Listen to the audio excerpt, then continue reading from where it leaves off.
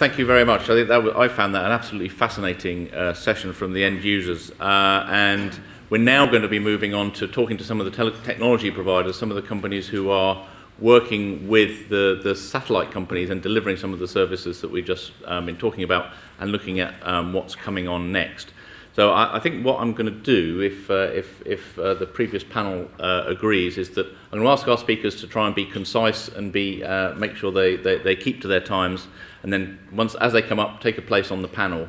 And then when we get to the Q&A session at the afterwards, if you do have questions for the previous panel as well, then we'll try and do both panels in a Q&A session together, if that's agreeable. So all the speakers, the biographies are in your packs, so I'm not going to spend too much time introducing them, but our first speaker is going to be Vince Gillingham from AgSpace, who we've heard from a little bit already this morning, but we're going to be talking about the work that he's doing.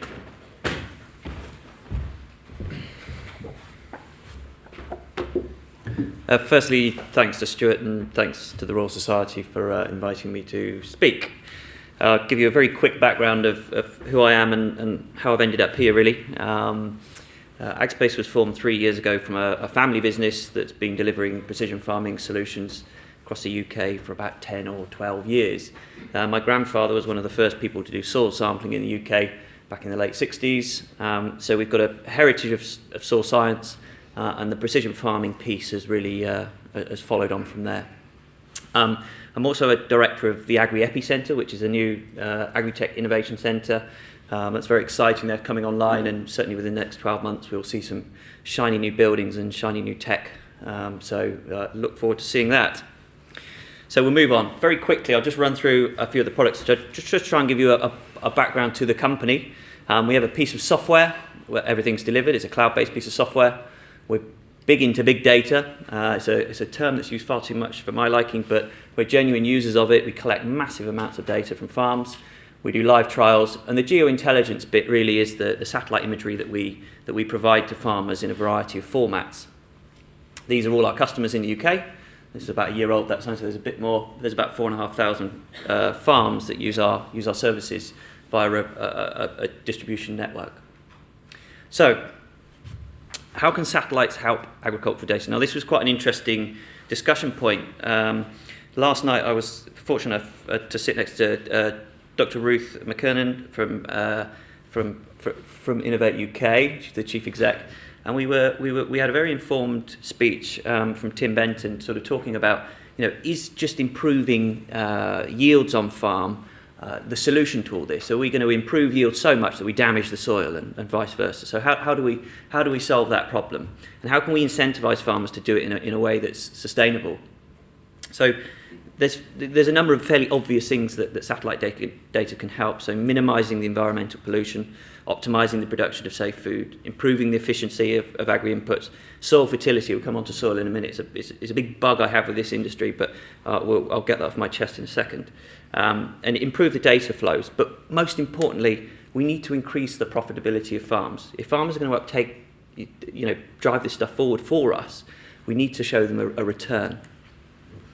So, I need to get this off my chest about soils. What we'll see today is a plethora of crop images, and there'll be shiny colours and they're very sexy. Everyone loves these bright coloured crop images, and soil often gets forgotten. We've had the technique of EC or EMI scanning for quite a long time. Lots of farms in the UK use it, and it helps map where those soil types change. We've just had a presentation there, really stating from the farmers how important soil quality is. And I think as an industry and from governments and academia, we really need to re-engage with soils and bring it up the importance ladder. So one of the technologies we've developed, and we've sold hundreds of thousands of hectares of this in the UK and certainly in Africa and Ukraine, I'll come on to some of the international markets, is soil brightness mapping. So we don't need to put a piece of equipment in the field. We look at the spatial reflectance of the surface. We do it over many years. So this was in 2009, this was in 2011. This is actually a field. This is the same field that's had an EC EMI scan compared with a soil brightness image. And obviously this is a much lower cost process because you haven't got to drag something through the field. They're different data sets and they offer you different things, but it's giving farmers more access to EO data. It's a different use of EO data, and it can drive the cost down. So We're very proud to be the first people to really tie into the Sentinel-2 data set and produce the data as soil brightness data.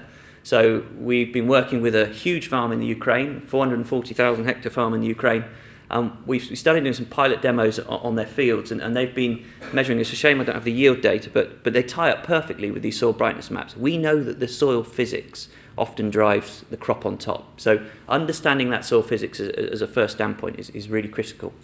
So this just gives you an idea of how the UK is exporting the IP that we're generating here. We don't have any satellites, yet we're using the ESA satellites, the Sentinel satellites, to deliver services abroad now, and that should be a really encouraging thing. And I think the UK is a great brand for the foreign market, and they want to ingest our IP and our data. So these are just a few examples of what we're doing abroad. Now, technical challenges. Now, we've heard a lot of good stuff about satellite and EO data, and in the past there's been some problems, and they're worth highlighting. So the lack of temporal frequency. I'm sure that Velcourt, when they've been doing their work over the last few years, have been fed up with the amount of cloud in the UK. We're certainly fed up with the amount of cloud in the UK. We can't get enough data. So optical satellites are often sort of hampered by that problem. Atmospheric error. Data from specific satellites can vary. So you run one NDVI index on one satellite and another NDVI on the same day from a different satellite, you get a different answer. Why is that? It was quite expensive. Looking back, it was quite expensive to access. Obviously, the new open free access is a huge step forward for the industry. NDVI index is not really understood by farmers. The first speaker today talked about NDVI. What is it? Farmers work on leaf area index. They work on biomass. They work on other growth stages. They don't really understand what an NDVI index is. And obviously, the weather and sun angle dependent. It's not all bad news. This has driven the precision farming movement forward, and crop monitoring and understanding has really helped. So as a technical dream, what would we like to do? So we'd like to provide farmers, agronomists, industry experts with a rich data set and get it as close to real time as possible. We're probably 10 years away. I think Stuart mentioned the 15-minute recapture of data. Well, we're a long way away from that at the moment. But we would class at the moment a high temporal frequency of data, sort of 4 to 6 days. That would be great.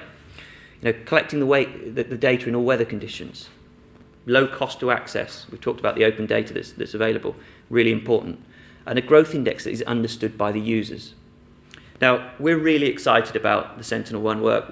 We've done 3 feasibility projects, and we're just running a demonstration project which will be delivering this to market this autumn. And it's giving us a rich layer of information above an optical satellite, and we're guaranteed to get the images. So it looks at the structure. So how does it work? Basically, as a simple explanation, an optical satellite is like you walk into a field and looking with your eyes, okay? And a SAR satellite, you walk in, shut your eyes, and you sort of feel the crop. It looks at the structure, all right? It's a very simple explanation of how it works. And we bounce a signal off, and then we look at that backscatter. And it's a fascinating technique, and it's showing us things that we could never dream of, really, even 3 or 4 years ago. So what does it actually look like? This is an image from last year. These green crops are oilseed rape, and the red ones are wheat and barley. So we've just put a false colour over reading, and it's showing us different growth stages in plants. You can very quickly do area mapping, so you can see what's growing where. We know that these are all rape crops. So on a government level, that could be very interesting. On a commercial level, that could be very interesting, knowing how much wheat, rape, barley is being grown. So, is SAR enough? It's not. So SAR doesn't tell you about crop health. Crop health indicators like NDVI or chlorophyll are still really important. It tells you about the structure, and it tells you maybe the biomass, the leaf area index, and the growth stage. It can tell you quite accurately that stuff. But it doesn't tell you whether the plant is yellow or green, and that's just as important. There's a question about pests earlier on. A certain pest and disease have an effect on the colour of the crop, and it might not change the physiological structure of that crop until further down the line. So we need those indicators from optical as well. So we need to fuse the two products to really have this crop growth index map, and that's exactly what we're doing. So we're hoping by this time next year there'll be farmers that are accessing data on a much richer level. And there was a question in the bar last night, I won't mention his name. He said, well, I'm sort of fed up with the EO industry. They keep offering potential. There's this next big thing that's going to come. But within the agri-tech sector, we're not quite there. And I honestly believe that we're on the cusp now. And I'm working with Rothamsted, with John, doing the data modelling. I think we're so close now to getting this across the line, where farmers will be able to be enriched with actual data that they can use, not just pretty colour maps. So I think we're nearly there. That's it. I know you wanted it to be quick, so I'll move on.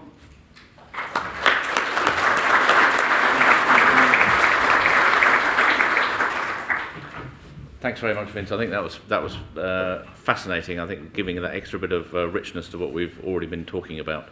Our next speaker is Roelof Kramer, who's from Rezatec. Roelof.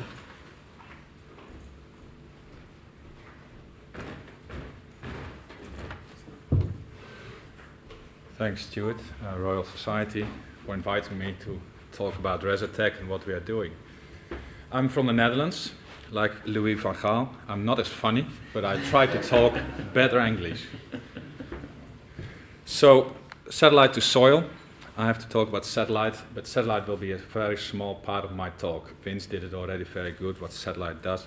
Stuart has talked about that. I'm talking about how we transform data, satellite data, into knowledge and into decisions. A little bit about my background. I studied agriculture university in the Netherlands. And then I started to work for a seed company selling seeds to Russian collective farms. And I know that Russians play a zero-sum game. That is not a win-win situation, so it's very tough to sell to farmers. Then I worked for Novartis in Turkmenistan and developing countries. So Rezatec challenges, data in isolation, data in context, the platform, and what is the future. A little about the history of Rezatec. Rezatec started in 2012 as a company using algorithms to map carbon stocks in the world, to use that for emission trades. When that was becoming less and less attractive, we used that technology to look at catchment management for water companies like Scottish Water, to look at the erosion of peatlands, to prevent organic components to go into the water and to reduce cost. In 2014, I did a project as an independent consultant with British Sugar and Rezatec in order to start modeling crop production, because I thought the transition from extensive to intensive agriculture, but plus also the intensification of agriculture, needs way more support, and we have to discover what is the weakest link in this whole complex system of agricultural production. So they asked me, after the project, Roelof, can you work for us and sell satellite pictures to farmers? I said, well, I can't. I can sell something, but not time after time after time, so I have to come up with something better. So the capabilities in our company mainly used to be satellite remote sensing of static, dynamic, not dynamic, but static environments like catchment management areas, and selling data products to companies. Current focus is that we are developing platforms to integrate satellite data with other data and modeling, and we are building more knowledge and decision support rather than providing people with a data product. A little bit back, because I'm not a satellite guy, I'm not an input guy. I try to solve problems because the revenues will pay for the product that I develop. We have climate change, we have El Niños. Farmers in Colombia are being advised sometimes not even bother growing rice because it will die anyway. Environment pollution, we have a lot of pressure from over-farming, monocultures like palm oil. Governments are worried about food security, supply and demand. We have seen that on how we can forecast the yields. Traceability, a big problem for the supermarkets.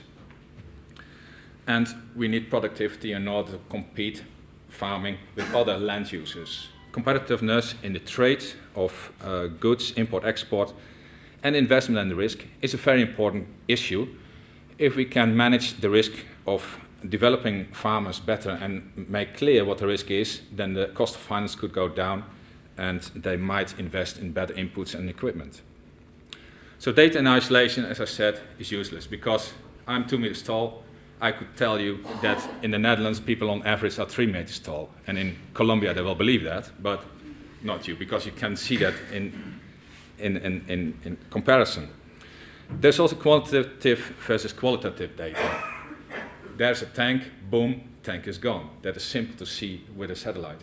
But like Vince also said, the crop is yellow. Is that because it's dying, or is that because it's ripening? And is that a good thing or a bad thing? Especially when you cannot see in the space of time where it should have been. Another thing is that my guys from the EO team ask me, what kind of satellite are you going to use? I said, well, 10 meters, 20 meters. When is it ready? I don't know, because I have a data product that has to be accurate, affordable, and timely. I have to link that to a solution to a farmer that also has to be accurate, affordable, and timely. And there's a lot of distance in between. So I cannot put a cost on the product until I've sold it and get some money back. So data in context. What is the data? Why is the knowledge, and how is the solution? We are struggling very much to link different multidisciplines with each other. So statistics, the modeling, the crop physiologist, the data platform building, etc. And I have to come with an imperfect solution into the market, which is maybe 80%, 70% okay, and which I cannot sell to a farmer with one field, because he will ask me what is the other 20 or 30%. But I can sell it to a processor that has 1,000 fields, and where I can scale that imperfect solution. When I sell an imperfect solution, I can do incremental improvement, go from 70 to 80 to 90%, and then I can come back to the farmer. So it is a very careful process. Power of combination, satellite is very good, but sometimes there's a cloud. We can use other data collection methods, and we have to be able to use those. And then input-output modeling. We can do modeling and modeling. There's crop modeling, there's data modeling. There has to be way more modeling in the use of the data. So what do we do as Rezatec? We are putting data into context. Here you see the results of a trial with British Sugar in 2014, and we have the different parameters, the soil, operations, inputs, and a split environment. There are 30 parameters that influence the crop production of sugar beet. So that's the time of sowing, that is the fertilizer, it's time of harvesting. They'll all influence the different physiological stages of the production process. And for each crop it is different again. But you see that here is the establishment on the left, where the plant survives. That is very good. Then it goes into development, creates the leaf and the root in order to be able to do the photosynthesis and take the nutrients out of the soil. Once that is ready, it starts to photosynthesis and produce the carbohydrates in the forms of sugar and starch, and that is what we are interested in. And then we have the harvest and storage. But you can imagine that if the parameters, the soil, etc., is not very favorable, then each of these processes are being influenced. They are taking longer and have a less good completion. So they will influence the whole production system in the end, and it gets shorter and way less good. So we continue. These crop stages we can simulate by putting the parameter data into models and simulate the different parts in the production process: establishment, development, the root development, and the production. So these are just based on temperature sums, on time of the production, and then we estimate more or less where the crop should be. But that, of course, is not reality. What we have to do, we can not only measure all the 30 parameters in near real time, we measure 5 or 6, and then we have a lot of variation. The farmer makes mistakes, there's some freak accidents in the weather, which the model does not account for, so we have to calibrate. We are using different phenotyping technologies, and phenotyping is measuring the crop output, how the crop is at a certain point in time. And we are measuring on the left the canopy cover and biomass. We are measuring the leaf area index with handheld sensors. But we are also using near infrared with satellite, with UAVs, in order to see what is the moment, snapshot of that crop in that time. And we also do ground truthing. Well, ground truthing is also a little bit tricky because that requires people with boots going into the mud and doing real observations in the fields. And therefore, it is not only the satellite, but if you look at the satellite from above, you have to be able to translate that to what is really going into the ground, and from that you learn. And for each crop, you have to learn. For each stage in the crop development, you have to learn. That means a lot of learning for a lot of crops under a lot of different circumstances. This is an example of such a calibration. The blue lines on the bottom represent the simulated crop production during that crop physiological stage. In the top, we have an observation. Stuart, how does this thing work, the light? Green light. The green, yeah. Oh, yeah.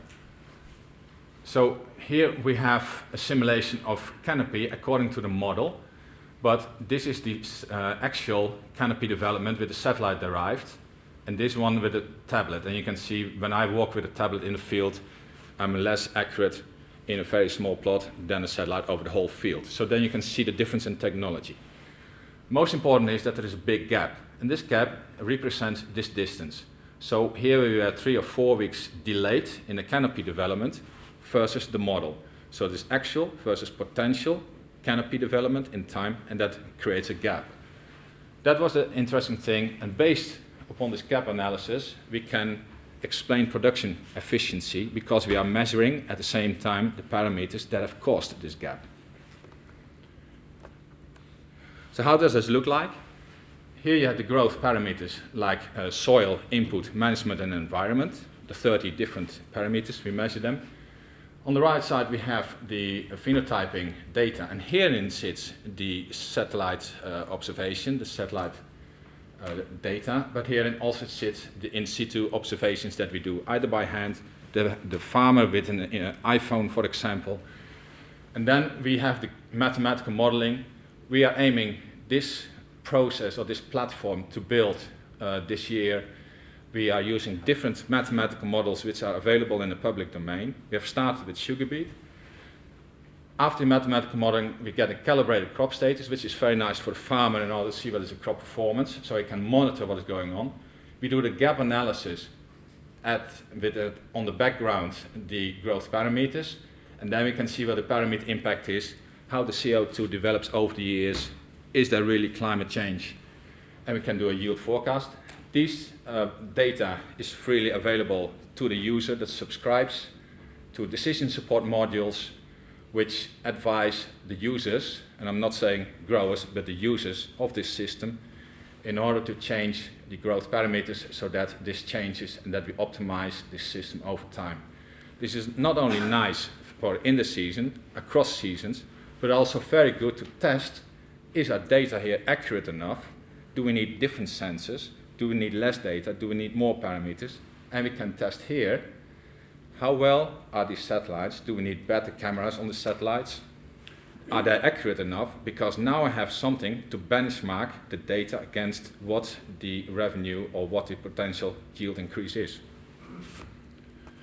So how this looks like a platform access. Farmers, growers, government, insurance companies can see what the fields are doing that they can look at within that package. There will be a movement from historical to actual representation of what's going on in the field and forecast, of course. And the user can interrogate the data, knowledge products, and receives decision support through alerts, which are really in near real time, but also in reports, so over time giving an NPV for future investments, for example. Data collection per field, and that is the specific point what we are doing. We are not giving a general advice over a region, but a field is a production unit, and that field is managed by the farmer. And indeed, there are different soil types within the field, so you can even go into more detail, but let's just assume that the field is the production unit, like we are looking at manufacturing. But there we collect so much data, you want to use it for different purposes. These are the different purposes what we are aiming at. Supply chain is optimizing the processing industry. Crop monitor is forecasting for traders. Insurance is trying to identify the risk profile of a grower and also identify if there is damage, if it is caused by weather or by himself. So if you see one here that's interesting, I'm willing to prepare to discuss that later with you. So in the future, we are doing field trials with growers. We're doing pilots with sugar beet processors like EDNF Man. We are working in a new project with Innovate UK on satellites for food with University of Reading. And we aim to collaborate with a lot of research institutes because the research has so much knowledge on the shelves that we can use. And we're working very much into modeling and platform capabilities. I'm sorry for the time, but thank you very much. Thank you very much.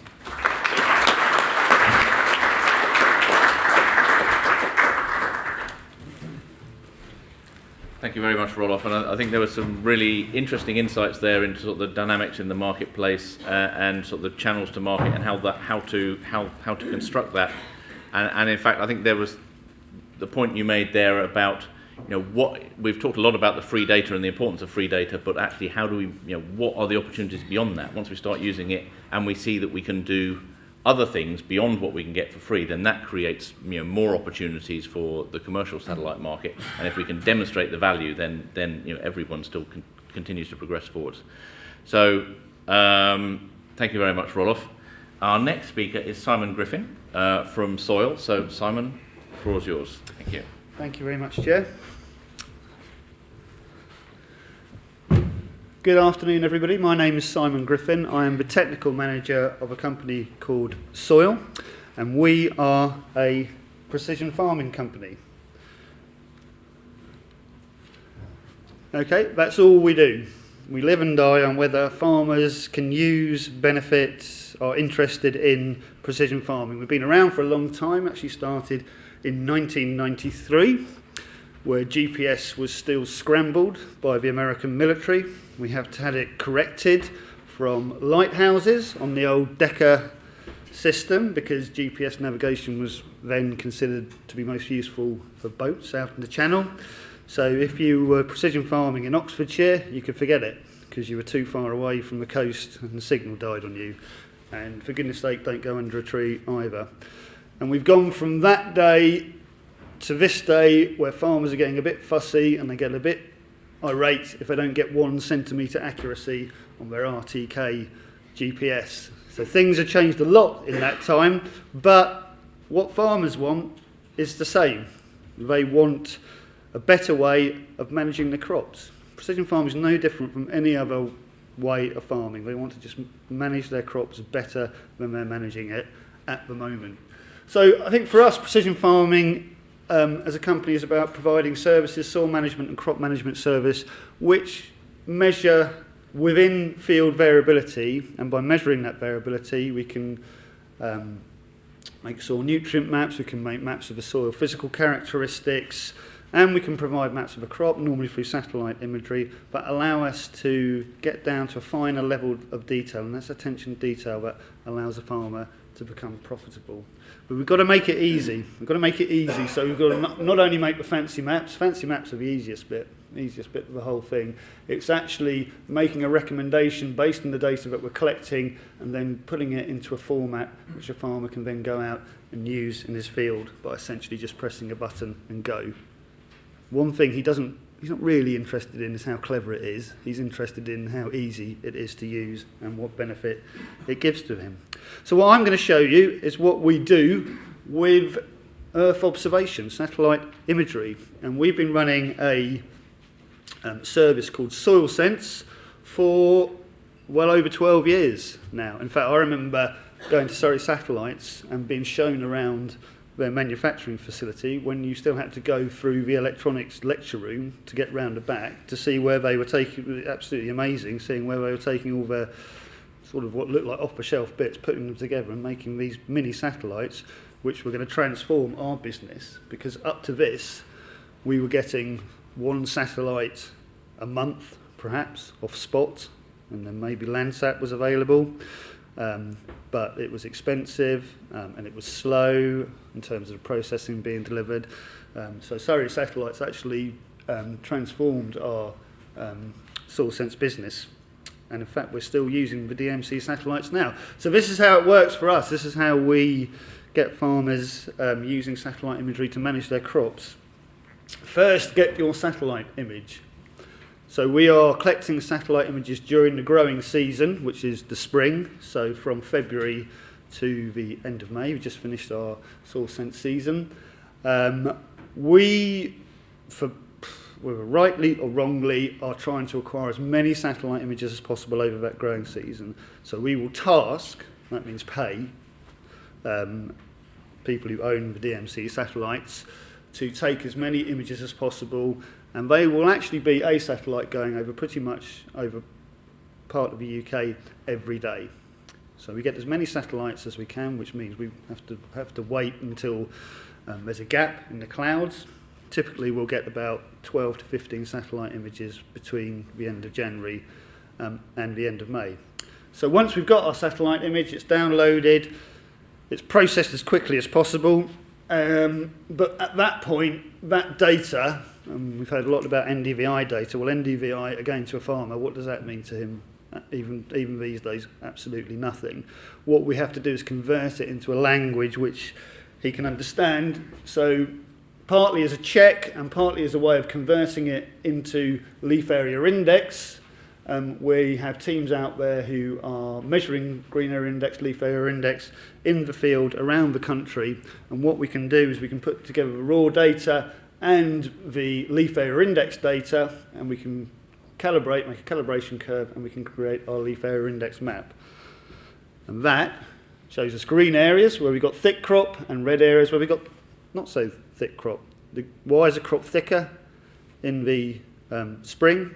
Well, there's a lot of reasons why a crop will stop growing, but the only reason a crop will grow more is uptake of nutrients, uptake of nitrogen. Let's assume that water's not limiting. So that dark green area's got more nitrogen in it than that red area. Therefore, we can make a nitrogen map, which is this blue and yellow thing here. Okay, the yellow areas are low rates of nitrogen because the crop only needs so much nitrogen during the season. It doesn't care where it gets it. If it's getting it from the soil naturally, then we can put less bagged inorganic fertiliser on to supplement it. However, these red areas, these are limiting by nitrogen, which means that if they don't get more nitrogen, they will lose yield. So we must put more nitrogen on there. Okay, it's an efficient use of it because where the crop's hungry, it will take up that nitrogen. It won't be wasted just because we're putting more on. And therefore, we've evened out the supply of nitrogen across the field. That map there, that blue and yellow map, will go into a fertiliser spreader. Pretty much every manufacturer has a GPS-compatible fertiliser spreader now. So the map can be read in a controller in a tractor cab. And as we're going up and down the field, it knows where it is because it can read the map. And it says, well, in this part of the field we need more fertiliser, increase your rate. In that part of the field we need less, decrease the rate. Okay? Farmers have been using GPS technology long before we'd even heard of TomTom and SatNav. You know, they really are the early adopters of this field. There's no doubt that some farmers can be a bit stuck in the way, but farmers are massive early adopters of technology. It's a complete misconception that they're not. So that's how it works. What's the benefit?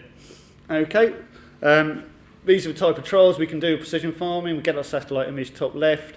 We can then intersperse these plans I've just shown you with farmers' normal practice, which are these dark green areas, and we can compare what the farmer would have done with what he's done with variable rate by interrogating his yield map, which comes off the combine. So we can cut out these individual treatment areas, just like a replicated trial, rather than going out there and cutting it with a trial harvester.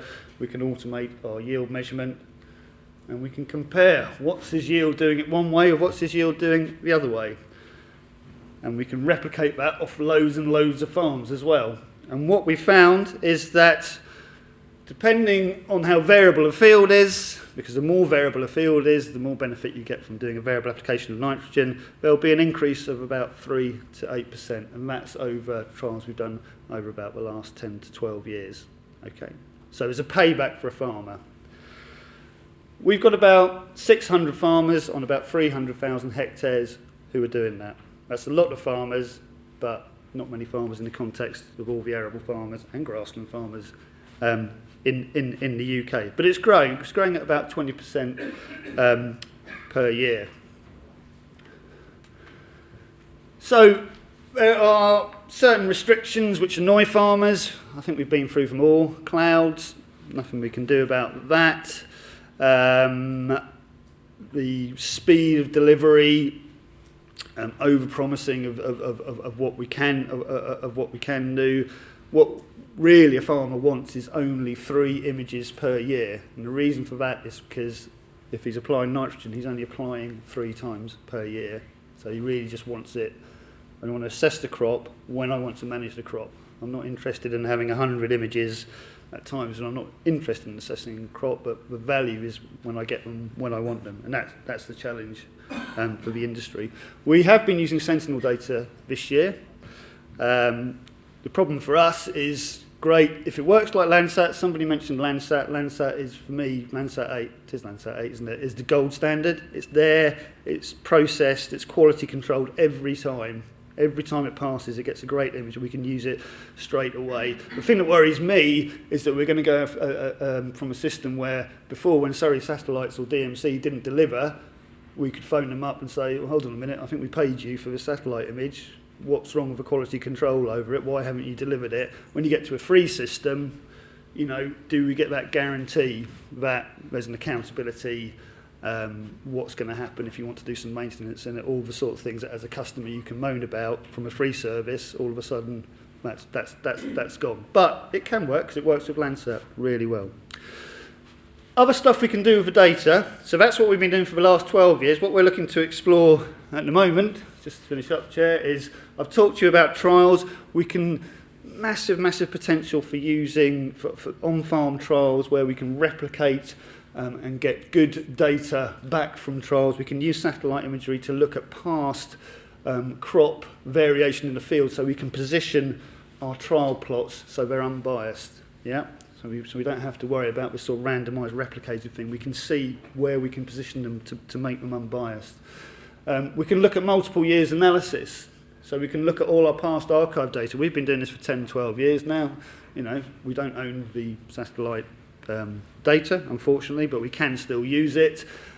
So we can actually look to past historic biomass variation to see if we can actually make a realistic prediction of what's going to happen this year. And we can not only look at layering up just the biomass images, a satellite image, but we can look at other data. So we've got yield data here, we've got soil data, we've got nutrient data, and we can start to see what's actually driving yield, you know. And we've already seen a couple of examples. If we know that we're at a certain biomass at the beginning of March, and we've had a certain amount of weather, you know, we can look back at past years and we can say, well, what's the likelihood of the yield? You know, what happened last time the biomass was at this stage at the beginning of March for this crop? And then start to make even more accurate position, adding value to the data. And start to do some predictive modelling, so putting all the yield into it, and then saying, you know, what we've got to do is, I think, start looking at things a bit differently. Somebody mentioned the yield plateau. What does that mean? That means yields haven't gone up for 10 years. You know, not a good situation. If we just carry on looking at things in the same way, what are the chances of yields going up in the next 10 years? Well, not a lot, if we're just going to do the same things we've done in the last 10 years. So layering this data and using predictive statistics is showing us some really unusual things that we didn't realise. You know, like yield is only high in that part of the field when nitrogen levels or potassium levels in the soil or in the crop are below 121. And if you look at that, as a statistician tells you that, you think, well, no, I don't agree with that. But I think that's half the problem. We need to accept that this data is going to tell us something which we hadn't have seen before, and then we need to act on it. And then we might actually break out of this yield plateau and start to really see the benefit from some of this data. And data storage, as far as the farmer's concerned, you know, it's got to be farmer-friendly data storage so that he can easily make sense of it, analyse it, and start to get that extra added value on it. Because the reason somebody was saying farmers are good at making yield maps but they don't use them, well, it's because they just sit there on their own as a standalone bit of data, and nobody's helping them actually use that data. You know, you can stare for it as long as you like a yield map. It won't suddenly tell you what the answer is. You've got to try and be a bit more clever with it.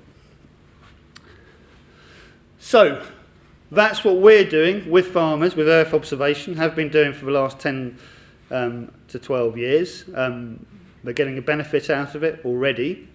What we need to do is see if we can jump on to the next stage. But my message is, you know, if you want to get it onto farm, keep it simple. You know, keep all the clever stuff secret, and don't give farmer uncertainty. Give them certainty, saying this is what you should do with it. This is what the benefit is with it. If you're saying I'm not sure, then it's unlikely that those technologies are going to be taken up on farm. Thank you.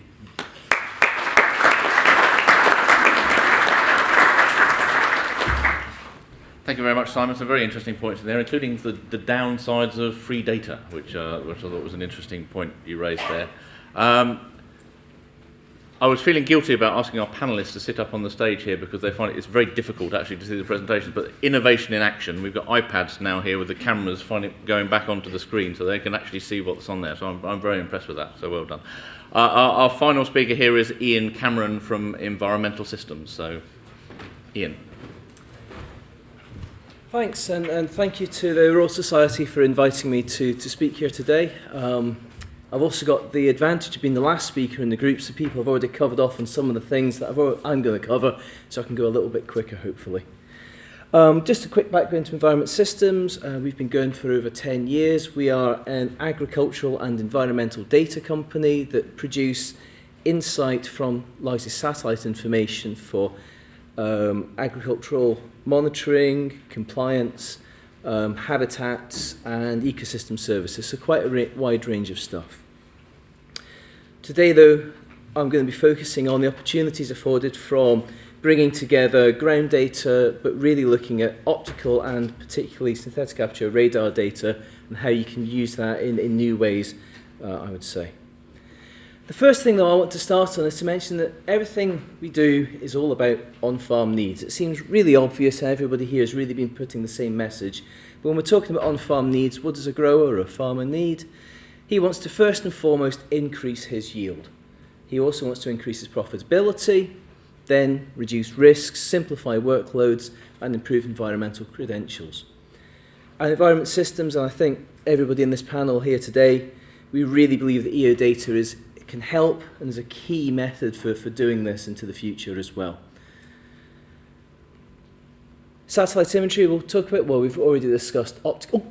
Oh, that's that one, sorry. That's the laser pointer.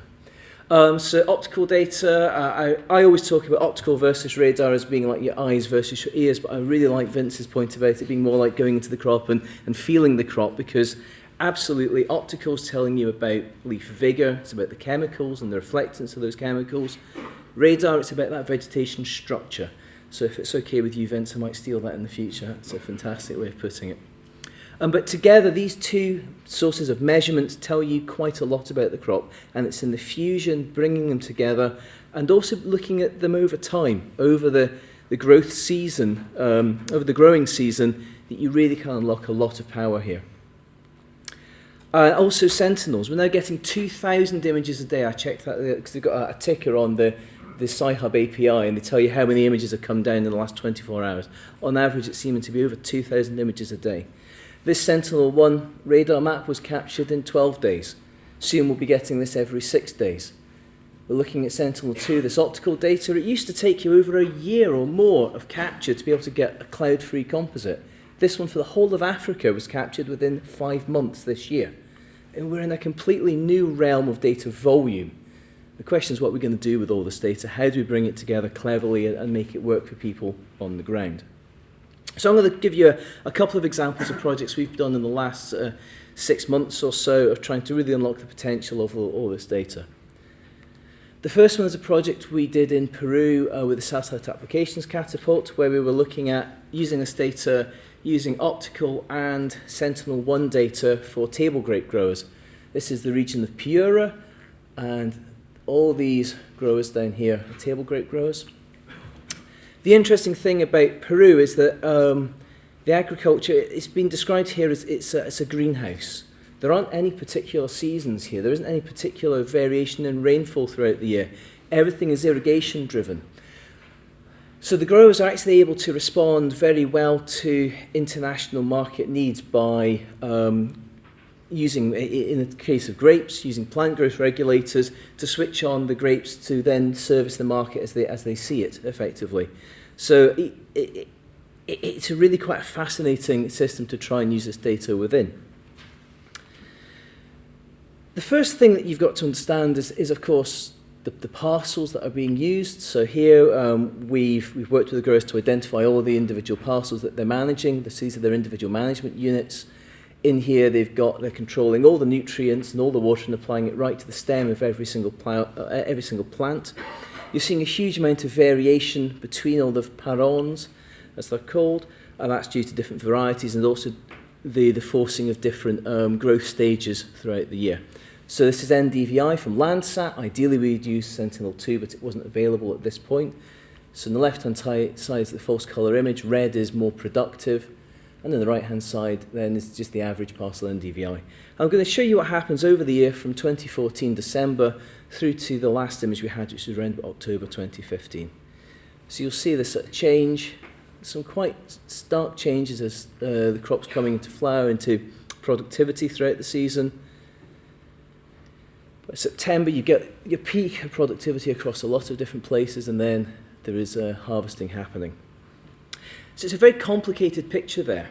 If we didn't have the growers' information about what's been done when they've been applying their growth regulators, it'd be very difficult to make much sense from this. But what we are seeing, though, is variations that are informing people about how the how individual parons are performing. Are they on track? Are they below track? And also by fusing this with high resolution data, we're also then able to zoom into these plots and start to identify when you've got problems on a plot by plot basis. So we did some work with rapid eye 5-meter resolution data looking at nematodes and red spider mites and starting to be able to say you've got low productivity and this is why you've got low productivity. So this is all very nice, but how do you use it? We have to have really simple tools that get into the hands of growers. Now in Peru we found that everybody's got a smartphone, everybody can get access to Google Maps, so producing a KML in Google Maps, giving them all the information they know about their paron. This is all held in spreadsheets for them, so we just bring that together, stick it into the KML file, together with your productivity curves over the season. The top one is from radar, the bottom one is from optical, and you can see that these are quite well in tune. It allows the growers to go into the field, spot when there's problems, and then, okay, let's have a think, what's going on here?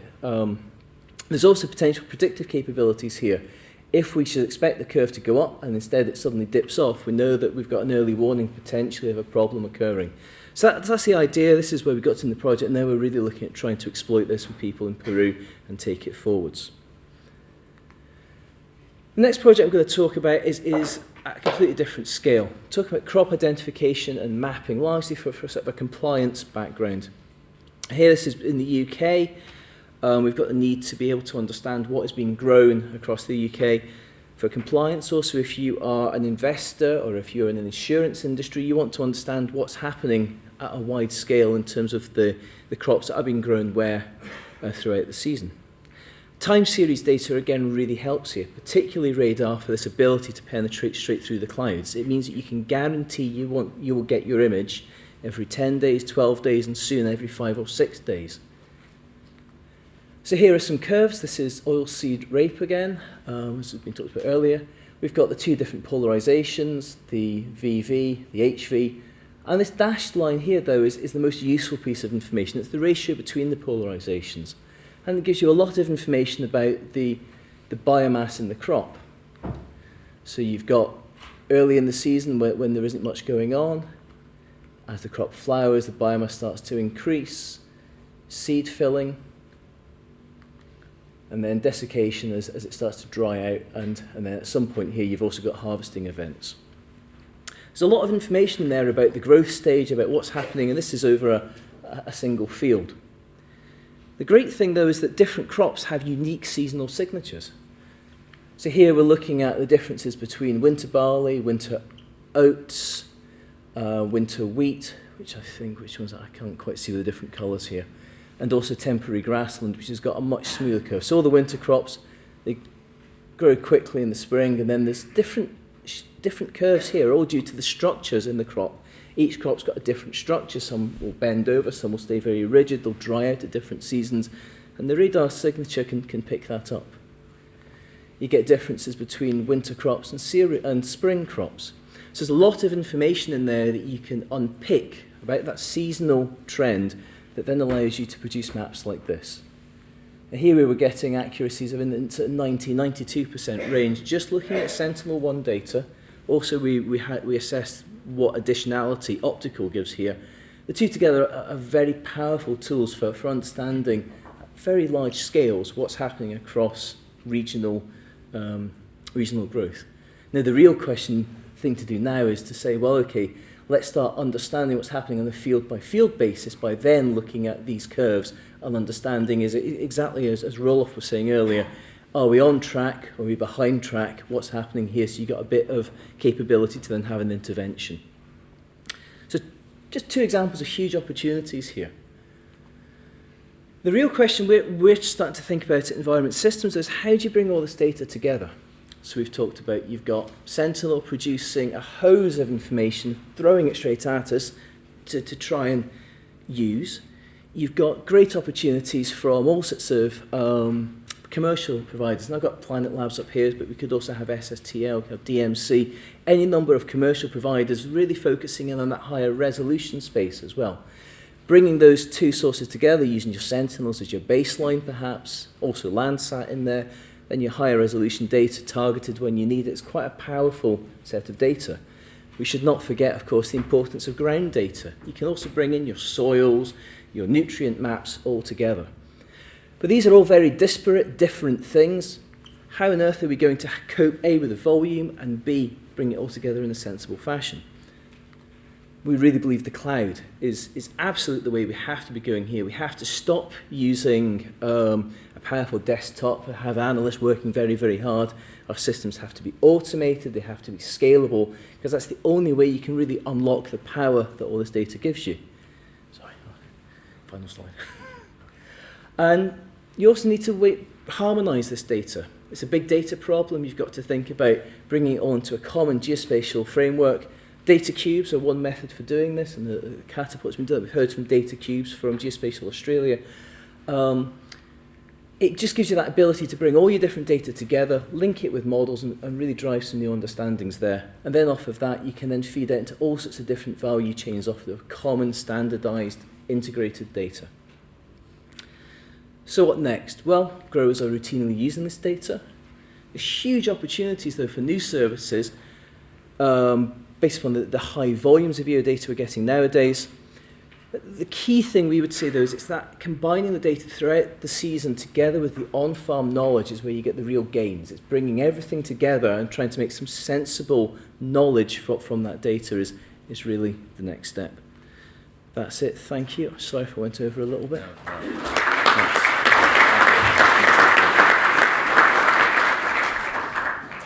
Thanks, Iain, and thanks to all our speakers for being so concise. We have managed to gain a little bit of time, but not very much, I'm afraid. But I am keen that we have a couple of questions, if there are some out there. But as we heard before, all the speakers will be around for lunch and afterwards. So, yeah, please, can I have questions? And we are asking questions to the previous panel as well. Thank you very much. So, in the front here. Yes. Yes, it's Mr. Bond from Oxford Sustainable Development. This is a very interesting section, and I appreciate it very much. I would like to ask a question. At the end of this data collection, integration, analysis, so what? So my question is, should it be all this process before, or should it be the business before? In other words, I think how you link business with the knowledge. The second question, I will be very interested if, especially from Rezatec, you can give more on the technological side. Are you using big data? Because I think this is what I think, big data and machine learning to do all together in order to come to this scenario, and how you can link it. Thank you. So who's going to have the first go at that? The first or the second question? Okay, I will pass the second then to you. Okay. So what? So what? Like I said, without a platform, we are not able to process any data. We are not able to benchmark the technologies. We are not able to improve the products that we are creating and solutions that we are designing. We are very cautious targeting which crop for which customer, because there's a lot of research going on in this. So we have started with a simple crop like sugar beet. So we ask the industry, are they interested, yes or no? So we develop platforms, yes, but we also ask industry, we ask government, what do they want? If, for example, a government in South America says we need a better insurance system for our growers, I think, where do we get the data from? Are the growers happy to provide the data? And I think, well, government, insurance system, or control, where is it going? I also try to develop at the same time a productivity system that can support growers so that they are interested. If I know the interest groups and where I can make the revenue, yes, then I start designing a project, look at what the cost would be, who is going to provide the data, and then with the platform experience that we already have, we put the whole thing together. So it comes from the technology and the demand. Yeah, I think all these panelists here, I think your question was, also about, is it about the analysis or is it about the business that you enable from the analysis? And I think all our panelists here are very business focused, I would say. That it's all about putting information that has value in the hands of, the people we were speaking from earlier. Actually, my question is, you don't need a strategy where you have to combine business, technology, data, analytics, and tools. Okay, I think actually there's a long conversation that can happen on the back of that. So in the interest of other questioners, I think we'll move on from that, and if we don't mind taking that question offline afterwards. Is that okay? So who else had a question? I know there were lots of other hands up. Was there? Did you have a question?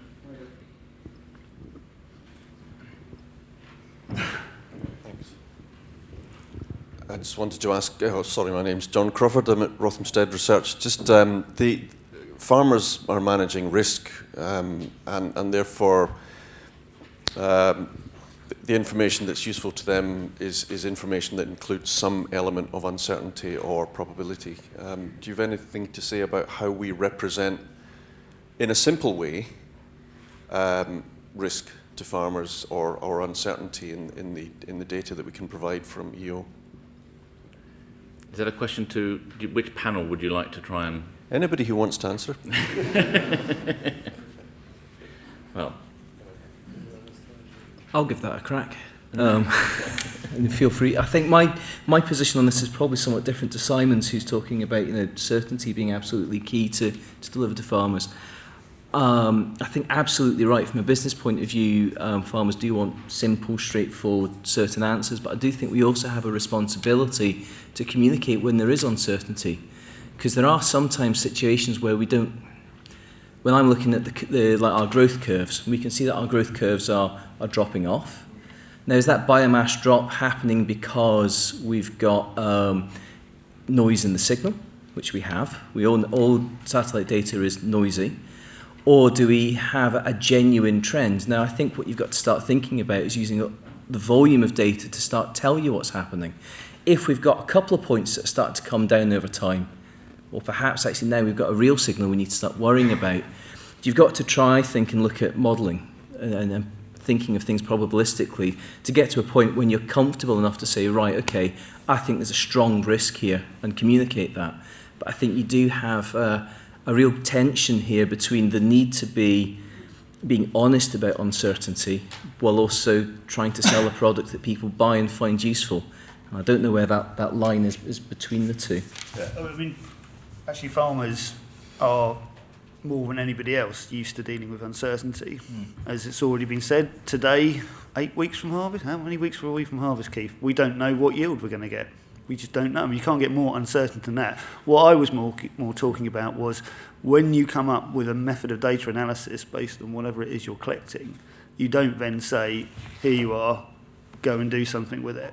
That's just hopeless. You need to either say, I don't really, you need to say you need to do this and this, or you need to say this product's not really ready for you to benefit from. That's if you want to guarantee lack of uptake, it will be telling someone to work it out for themselves how they need to use the data. But as far as uncertainty is concerned, farmers will have no problem accepting that we don't know why, whether the crop's going to improve or not. Farmers are really good at going away and doing, actually, contrary to popular belief, they're really good at going away and doing what they are told. They're really good at it, and they just want to be helped to do that. I agree. But farmers accept uncertainty, but they are not willing to pay for uncertainty. Yeah, the one thing I would, and just picking up on John's point, and this is really turning the question round, I guess, to academia is, and this is something that I'm really passionate about, the innovative have pushed the collaboration between academia and business, and it's certainly helped our business. But I think the uncertainty that sometimes we're generating products without the research, perhaps the full research that should be taking place.